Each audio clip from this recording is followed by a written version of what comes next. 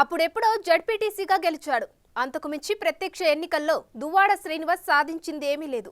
అయితే వైసీపీలో ఎదగాలంటే ఏ క్వాలిఫికేషన్ కావాలో అది మాత్రం పుష్కలంగా ఉంది అతనికి.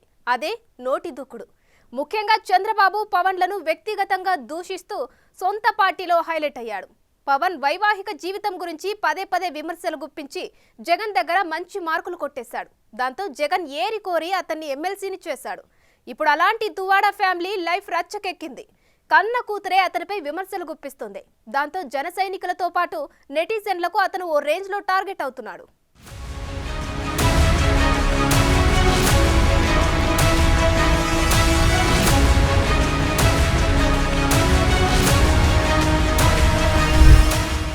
శ్రీకాకుళం జిల్లా వైసీపీ ఎమ్మెల్సీ దువ్వాడ శ్రీనివాస్ కుటుంబ వివాదం రచ్చకెక్కింది. తాజాగా అతని ఇంటి ముందు కుమార్తెలు నిరసనకు దిగారు. తమ తండ్రి బయటకు రావాలంటూ మౌన పోరాటానికి దిగారు. ఎన్నికలకు ఏడాది ముందే దువ్వాడ శ్రీను కుటుంబ వివాదాలు బయటపడ్డాయి. కొన్నాళ్ల కిందట దువ్వాడ శ్రీను అక్కవరం వద్ద ఇంటిని నిర్మించుకుని మరో మహిళతో కలిసి ఉంటున్నట్లు ప్రచారము జరుగుతోంది.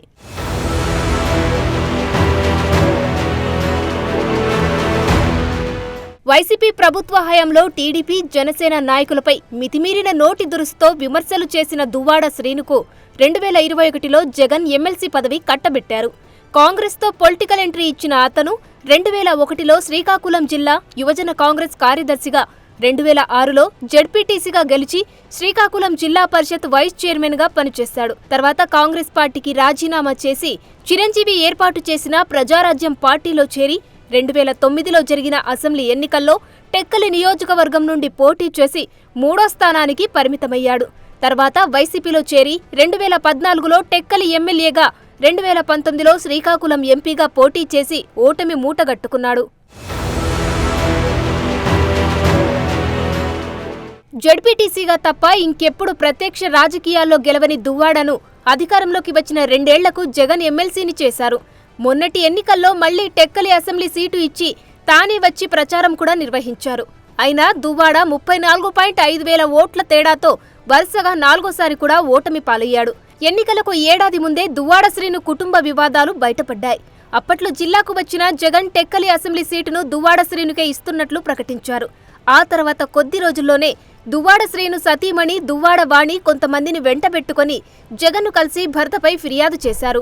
ఆ తర్వాత పరిణామాలతో టెక్కలి నియోజకవర్గం వైసీపీ ఇన్ఛార్జిగా దువ్వాడ వాణిని నియమించారు. అయితే టెక్కలి సీటును శ్రీనుకు కేటాయించడంతో తాను ఇండిపెండెంట్గా నామినేషన్ వేస్తున్నట్లు వాణి ప్రకటించారు. దీంతో కంగుతిన్న వైసీపీ నాయకులు వైవి సుబ్బారెడ్డితో పాటు మరికొంతమంది నచ్చజెప్పి కుటుంబ వ్యవహారాలను కొంతమేర సెటిల్ చేశారంట. అయితే మరో ఇల్లు నిర్మించుకున్న దువ్వాడ అక్కడ సెకండ్ ఫ్యామిలీ పెట్టారంట.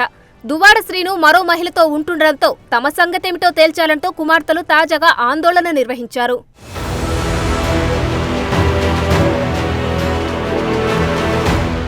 దువ్వాడ శ్రీను ఇంటి ముందే కుమార్తెలు కారులో కూర్చొని తండ్రిని కలవడానికి చాలాసేపు వెయిట్ చేశారు.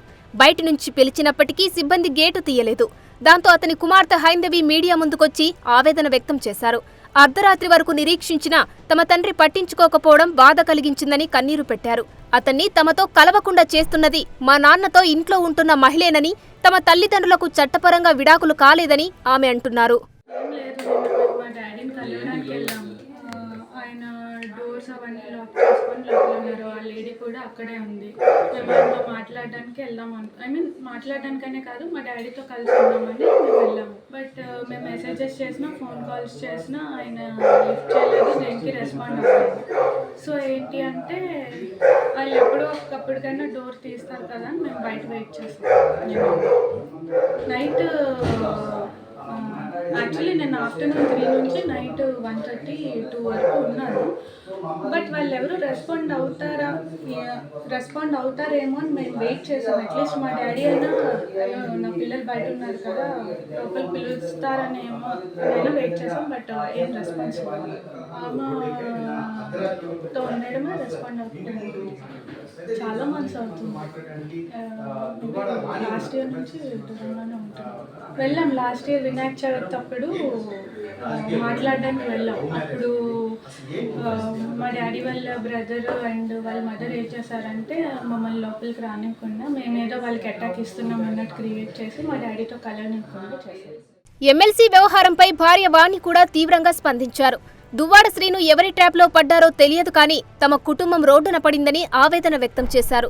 తమ కుటుంబ సమస్యను పరిష్కరించాలని పార్టీ అధిష్టానం దృష్టిలో కూడా పెట్టానని, తన భర్త శ్రీనుతో ఉన్న మహిళ మోసగత్తె అని విమర్శించారు. తన భర్త దువ్వాడ శ్రీను వద్ద ఆ మహిళను బయటకు పంపించే వరకు పిల్లలతో కలిసి పోరాటం చేస్తానంటున్నారు. పిల్లలు అక్కడికి వాళ్ళ ఫాదర్ దగ్గరికి వెళ్ళారు. మేము వస్తున్నామని కూడా పిల్లలు మెసేజ్ పెట్టడం జరిగింది. మరి ఏం జరుగుతుందో తెలియదు. పలాసలకు కూడా ఒకసారి వెళ్ళారు వాళ్ళ ఫాదర్ కలడానికి. ఎందుకంటే పిల్లలకి మంచి అటాచ్మెంట్ వాళ్ళ ఫాదర్తోనే. ఆయన ఏం జరిగిందో, ఎవరి ట్రాప్లో పడిపోయారో, ఏం జరిగిందో తెలీదు. మా ఫ్యామిలీ ఈరోజు రోడ్డు మీద పడవలసిన పొజిషన్ వచ్చింది. అధిష్టానం దృష్టిలో కూడా నేను పెట్టడం జరిగింది. సర్దుబాటు చేయాలని ఒక ఆలోచనతో చెప్పడం జరిగింది. మరి అధిష్టానం దగ్గర ఆయన ఏం చెప్తున్నారో తెలీదు. నన్ను కూడా నేను సీఎం గారి దృష్టిలోనే, అధిష్టానం దృష్టిలో కూడా, పెద్దల దృష్టిలో కూడా పెట్టడం చెప్పాను. ఎందుకైనా సర్దుకుంటారని ఒక ఆలోచనతో చెప్పాను. ఆవిడ చాలా వర్స్ట్ లేడీ అండి. ఆవిడకి చాలా మందితో ఇల్లీగల్ అఫైర్స్ ఉన్నాయి. పవన్ కళ్యాణ్ వ్యక్తిగత జీవితంపై తీవ్ర విమర్శలు చేసిన వారిలో దువ్వాడ శ్రీనివాస్ ఒకరు.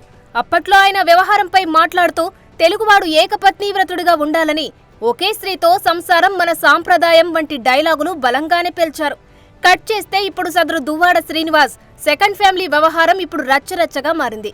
భార్య బిడ్డలను వదిలిపెట్టి పెళ్లి అయిందో లేదో తెలియని రెండో మహిళతో ఆయన ఉంటుండడం వివాదాస్పదమైంది. తమకు అన్యాయం చేస్తున్నాడంటూ అతని భార్య, కుమార్తె రోడ్డుపైకి వచ్చి నిరసన తెలుపుతున్న పరిస్థితి. దాంతో ఇప్పుడు అతను సోషల్ మీడియా జన సైనికులకు గట్టిగానే ట్రోల్ అవుతున్నారు. ఇక ఇప్పుడు దువ్వాడ కొత్త డ్రామాకి తెరలేపాడు. అప్పట్లో కూటమి నేతలపై చేసిన అనుచిత వ్యాఖ్యలకు సంబంధించి భయపడుతున్నాడో లేకపోతే ఫ్యామిలీ రచ్చతో కంగారు పడుతున్నాడో కానీ తన దగ్గర తుపాకీ ఉందని, దానికి లైసెన్స్ ఇవ్వాలని కోరుతూ దరఖాస్తు చేసుకున్నారు. ఆయనకు కొంతమంది వ్యక్తుల నుంచి బెదిరింపు కాల్స్ వస్తున్నాయట. అలాగే కొంతమంది ఆయన ఇంటి వద్ద అనుమానంగా రెక్కీ నిర్వహిస్తున్నారట. ఇదే విషయమై జులైలో కూడా టెక్కలి పోలీసులకు ఎమ్మెల్సీ దువ్వాడ శ్రీనివాస్ ఫిర్యాదు చేశాడు. నిందితులెవరో తెలియదంటూనే వారి నుంచి తనకు ప్రాణహాని ఉందని, తనకు 4+4 గన్మెన్ను కేటాయించాలని ప్రభుత్వానికి కూడా లెటర్ రాశాడు. మొత్తానికి అలా సాగిపోతుంది YCP MLC Duvvada life style.